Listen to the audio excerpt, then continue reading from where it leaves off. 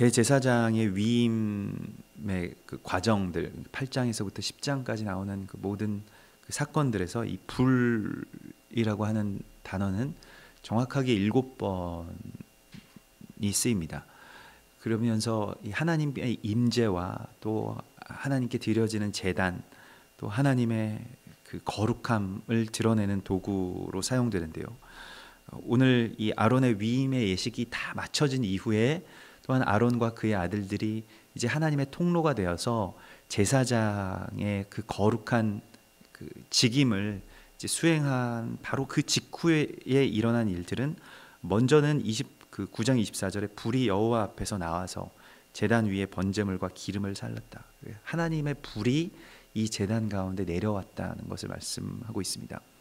그것은 사도행전에서 그 사도들 위에 불이 혀와 같이 한 사람 한 사람 사도들 위에 그 불이 내려왔던 것과 또한 연결됩니다.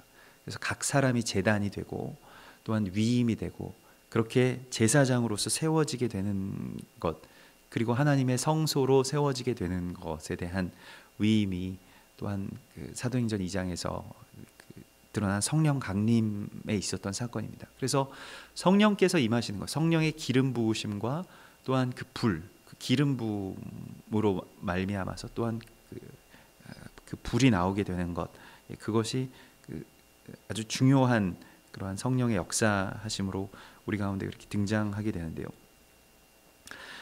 이 불은 이 번제단에 내려왔습니다. 그래서 이 번제단에 붙어 있는 이 불은 여호와 하나님께서 주신 불이고, 그 번제단의 불을 가져다가 분향단에 붙이게 되어 있었습니다. 레위기 6장에서 이미 그러한 규례들이, 그 성소에서 쓰이는 불에 대한 규례들이 이미 주어져 있었는데요. 레위기 6장 12절과 13절을 보면 제단 위의 불은 항상 피워 꺼지지 않게 할지니, 이 제단은 이제 번제단을 말하는 것입니다. 제사장은 아침마다 나무를 그 위에서 태우고 번제물을 그 위에 버려놓고 화목제의 기름을 그 위에서 불사를 찌며 불은 끊임없이 제단 위에 피워 꺼지지 않게 할지니라. 그래서 제사장들이 맡은 그 책임 가운데, 이 직무 가운데 또한 아주 중요한 매일매일의 직무는 이 불이 꺼지지 않게 하는 데 있었습니다. 그리고 이 불을 피워서 이 하나님의 그 거룩한 제단에서 늘 제물이 탈 수 있도록 예비되어 있어야 했고 겸비되어야 있어야 하는 그 제단을 맡은 자들이 바로 제사장들이었습니다. 그런데 그 나답과 아론의 아들인 나답과 아비후가 각기 향로를 가져다가 여호와께서 명령하시지 아니하신 다른 불을 담아서 여호와 앞에 분향하였다. 곧바로 이와 같은 아주 비극적인 일이 일어나는 것을 우리가 보게 되는데, 이 향로를 가져다가 분향단, 그러니까 성소 안에 들어가서 그 분향단에서 그 분향하고, 그것으로 인하여서 이제 그 하나님께 이 기도의 향연을 이제 올려드리는 것이 제사장의 직무였는데, 레위기 16장 12절에 보면 향로를 가져다가 여호와 앞 제단 위에서 피운 불을 그것에 채우고 또 곱게 간 향기로운 향을 두 손에 채워가지고 휘장 안으로 들어가서 여호와 앞에서 분향하여 향연으로, 향기의 그 연기로 말미암아 증거계위 속죄소를 가리게 할지니 그리하면 그가 죽지 아니할 것이라고 말씀하고 있습니다. 이 향로의 불은 번제단에서 피워 올린, 번제단에 하나님께서 주신 그 불로 말미암아서만 켤 수 있는 것이었는데, 나답과 아비후가 다른 불을 가져와서 자신들의 임의대로 이 불을 붙였다는 것을 우리가 보게 됩니다. 번제단에 불을 붙이지 아니하고 그저 어디에선가 다른 곳에서 피어온 이 향로의 불을 가져다가 붙이게 되는 것을 보게 되는데요. 하나님의 말씀에 주목하지 않고 또 그 자신들의 어떤 분별이 흐려진 지점에서 이들이 했던 일들을 이제 오늘 그것의 대가는 그들의 죽음이었습니다. 굉장한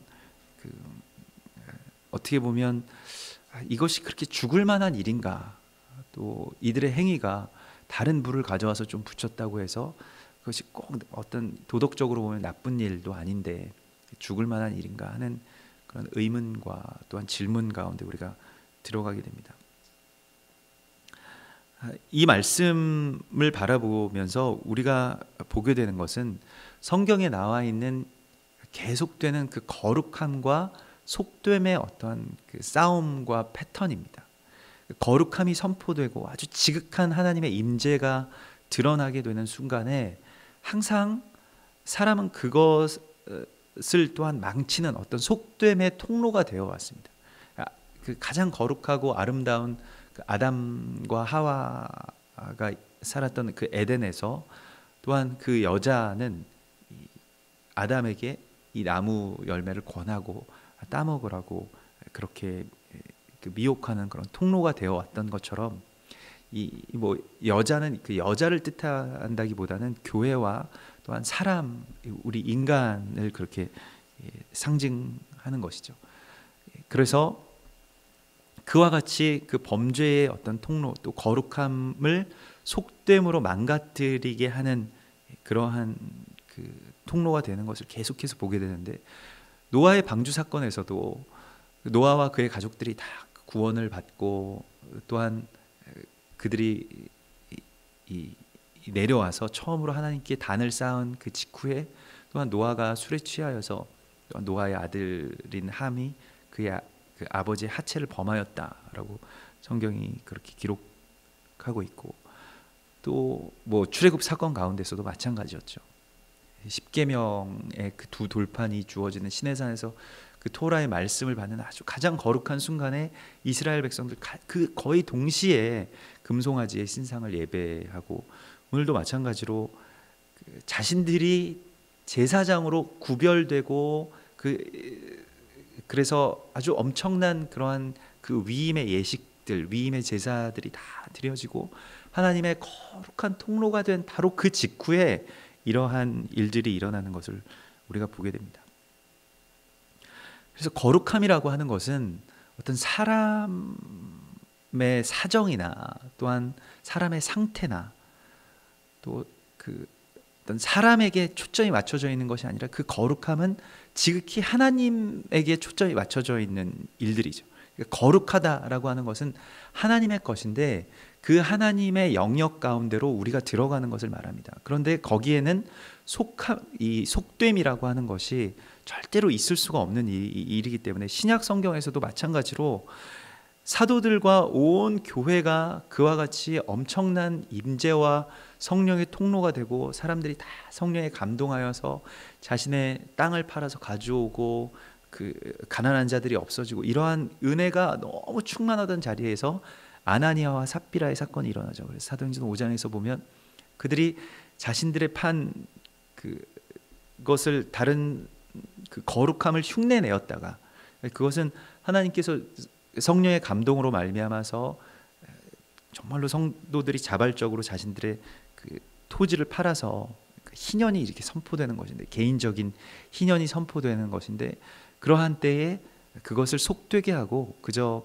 그러한 일들을 사람의 어떤 의로 그리고 가장하려고 하는, 둔갑시키는 그러한 통로가 되었을 때에 아나니아와 삽비라도 신약 시대임에도 불구하고 마치 구약 시대의 이 나답과 아비후처럼 죽임을 당하게 됩니다. 오늘 우리가 이 말씀을 통해서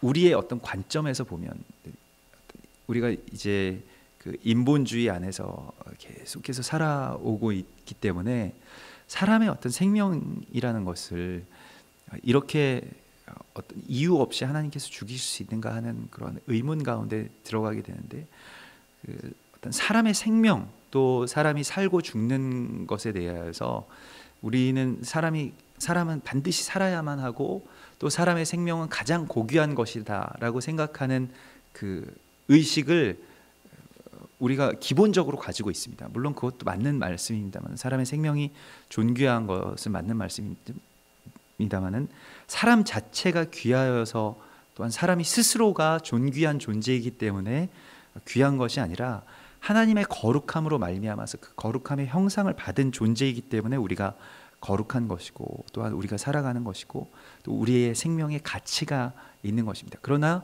하나님의 것을 또 하나님의 거룩함을 회파하면서 우리의 생명의 존귀함을 주장할 수는 없는 것입니다. 우리의 기준들이 항상 사람에게 초점이 맞춰져 있는 것을 우리가 많이 보게 되는데요. 오늘 그 거룩의 구별을 위해서 쌓아왔던 모든 예배와 또한 위임과 희생과 또 하나님께서 주신 모든 절차에 정말로 그 죄를 뿌리는 것과 같은 그 가장 거룩한 것의 그 속됨의 어떤 이 흐트러짐이 그렇게 드러나는 것을 우리가 보고, 여기에서 우리가 참 많은 경계를 가져야 되고, 이 거룩함의 무게라는 것이 무엇인지를 우리가 알아야 하는데요.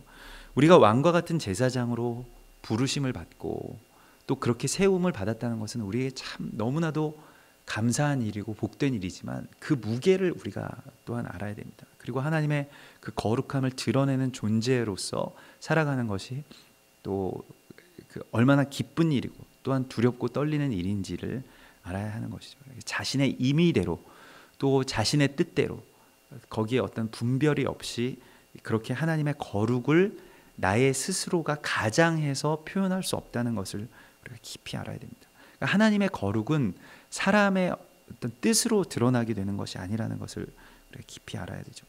그 제사장직의 무게를 우리가 알아야 되는데, 그 명령과 규례와 법도에 대한 무게, 또한 하나님의 그 거룩함에 대한 그 엄청난 그 임재와 거룩함에 대한 그 무게를 우리가 알아야 할 것입니다.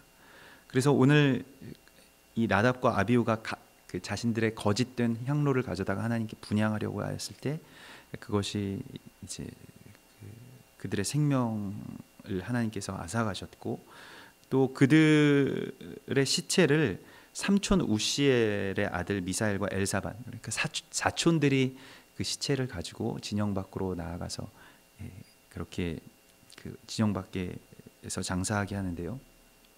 원래 그 가족들이 해야 될 일들, 그 형제들, 이 엘르아살과 그 아론이 그러한 일을 하지 못하도록 합니다.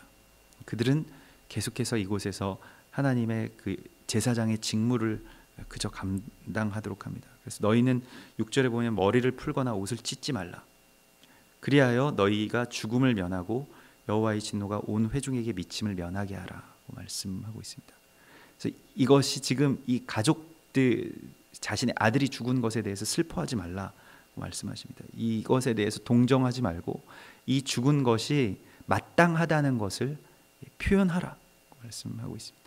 이것 슬픈 일이 아니고 이것이 마땅히 이들이 죽었어야 되는 일이라고, 하나님의 거룩함의 훼손이 일어난 것에 대해서 슬퍼하라고 말씀하고 있습니다. 가장 밝은 빛이 있는 순간에 어둠이 있습니다. 그것을 우리가 알아야 됩니다. 그리고 가장 거룩함들이 있고 또 그 거룩한 은혜와 또한 성령의 역사심이 드러나는 그러한 순간에 가장 악한 것이 틈탈 수 있다는 것을 우리가 알아야 됩니다. 실제로도 엄청난 하나님의 임재, 또 어마어마한 하나님의 그 거룩한 그런 현현들을 우리가 간혹 느끼고 난 직후에 우리에게 틈타는 것들을 우리가 느끼곤 하는데요. 또 그러한 하나님의 통로가 된 바로 직후에 찾아오는 그런 허망함과 허탈감들의 많은 사역자들이 무너지고 또 넘어지곤 합니다. 거기에 대한 경계가 없어요. 실제로 그것은 그 임재를 우리가 체험한다라고 하는 것은 아주 큰 진동을 체험하는 것과 같기 때문에, 그것이 다 지나가고 난 다음에, 내가 그렇게 통로로서 쓰이고 난 다음에 계속해서 내 안에 무엇인가를 채우기를 원하는데, 그것은 다른 불로 채워질 수 없는 것이죠. 다른 임재로 또 다른 것들로 내게 채워질 수 없는 것이죠. 그래서 때때로 많은 사역자들이 또한 이러한 일들 가운데 다른 것을 채우고자 하면서 넘어지곤 합니다. 그 예배의 직후가 정말로 중요한 것이고, 또한 임재의 직후가 정말로 우리에게 가장 약한 순간이라는 것을 우리가 알아야 합니다. 그리고 거기에 대한 경계가 우리 가운데 있어야 할 것입니다. 그리고 오늘 우리에게 정말로 슬퍼할 것의 그 본질이 무엇인지를 우리 가운데 알려주십니다. 사람이 죽은 것으로 슬퍼하지 말고 하나님의 영광이 훼손된 것으로, 또한 하나님의 거룩이 훼손된 것으로 인하여서 슬퍼하라고 말씀하십니다.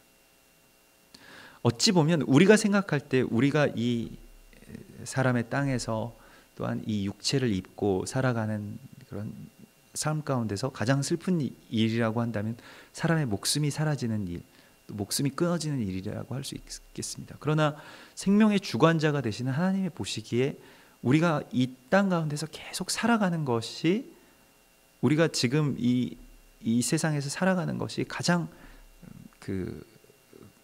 좋은 일이냐, 아니면 또한 우리가 죽는 것이 가장 슬픈 일이냐 하는 것은 우리의 기준에 불과할 뿐입니다. 하나님은 생명의 주관자이시기 때문에 생명을 살리시기도 하고 죽이시기도 할 수 있습니다. 그러나 오늘 우리가 거기에 대한 슬픔을 하나님의 거룩한 제단이 훼손되고 또한 하나님의 거룩하게 쌓아 올린 것들이 무너진 것에 대해서 슬퍼함으로 말미암아서 이제 우리의 또 다른 속죄의 제사를 하나님께 드리라고 오늘 주님께서 말씀하십니다. 그리고 너희는 회막문에 나가지 말라. 그곳에 나가서 그 제사하지 말고 관유가 아직 너희에게 있은즉, 너희가 아직 정결하게 되어서 구별된 지금 기간 가운데 있기 때문에, 이 관유가 있다라고 하는 것은 관유를 그들의 의복 가운데 뿌리기도 하고, 또한 그 거룩한 관유를 써서 하나님의 제단과 또한 이 메노라에 불을 밝히는 어떤 그 기간들이 있었는데요. 대부분은 한 8일에서 또한 16일 정도의 그런 기간들을 두었던 것으로 이렇게 전해지는데, 그러한 그 관유가 있는 기간 가운데 여기에서 계속 직무를 감당해야 될 자들이 이것을 버리고 또 나아가서 사람의 그 장사 지내는 것으로 나아가지 말라고 말씀하시고, 지금 왕과 같은 제사장으로 위임받아서 살아가는 삶이 무엇인가에 대해서 주님께서는 말씀하십니다. 세상의 사람들과 같이 장사 지내고 슬퍼하고 그러한 것이 우리의 사명이 아니라 하나님의 나라와 의를 위해서 애통해야 하고, 또한 그것을 위해서 우리가 쓰임받는 자들이 되었다는 것을 또한 말씀하고 있습니다. 누가복음 23장 28절에서는 예수님께서 십자가를 메고 올라가실 때 슬퍼하는 여인들에게 예수님께서 너희는 나를 위하여서 울지 말고, 예루살렘의 딸들아 나를 위하여 울지 말고 너희와 너희 자녀를 위하여 울라. 그래서 하나님의 백성들이 지금 예수 그리스도가 그 죽는 것에 대한 동정을 하지 말고 이 세상의 그 속됨에 대해서, 또 이 세상의 속됨이 돌이켜지기 위한 그러한 애통함을 가지라고 주님께서 말씀하고 있습니다. 우리가 가져야 할, 또 제사장들이 가져야 할 그 심령, 또 심정에 대해서 오늘 말씀하고 있는 것이죠. 9절에 너와 내 자손들이 회막에 들어갈 때에는 포도주나 독주를 마시지 말라. 그래서 이것이 이제 나답과 아비후가 왜 다른 불을 가져와서 분향했는지, 하나님의 말씀을 왜 분별하지 못했는지를 알게 하는 이유가 되는데요.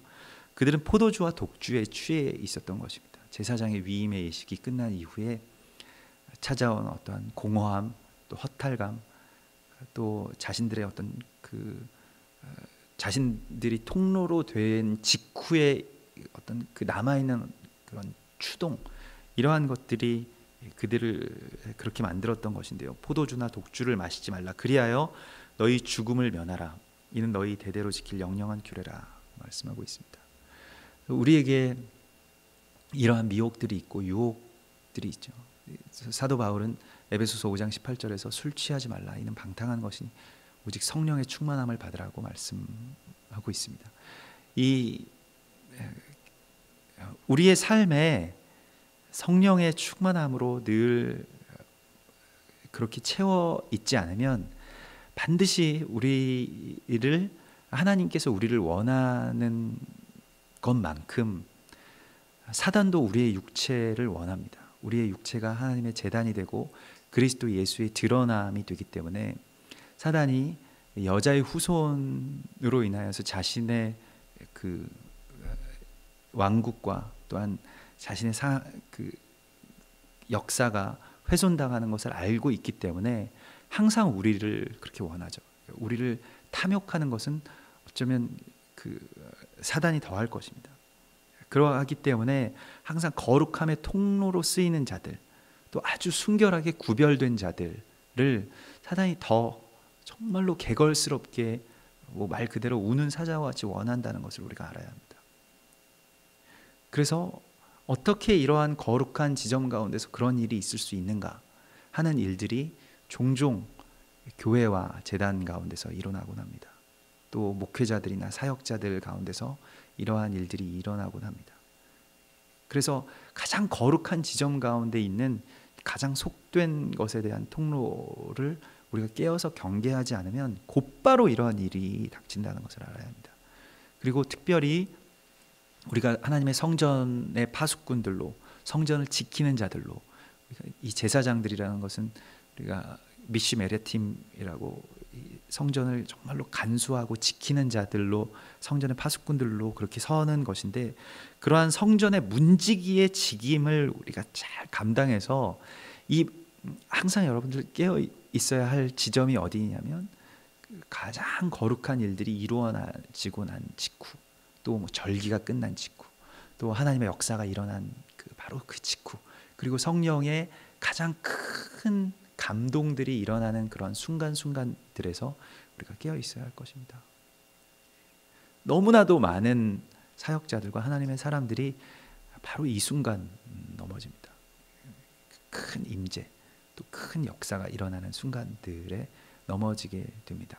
오히려 임재가 끊어지고 은혜가 사라지고 또 일들이 잘 풀리지 않고 하나님도 계시지 않은 것과 같은 그러한 순간들에서는 오히려 이런 일들이 일어나지 않죠. 그러나 모든 일들이 다 순조롭게 진행되고 또 하나님의 역사가 이루어지는 그 일들 가운데서 나타나는 현상들입니다.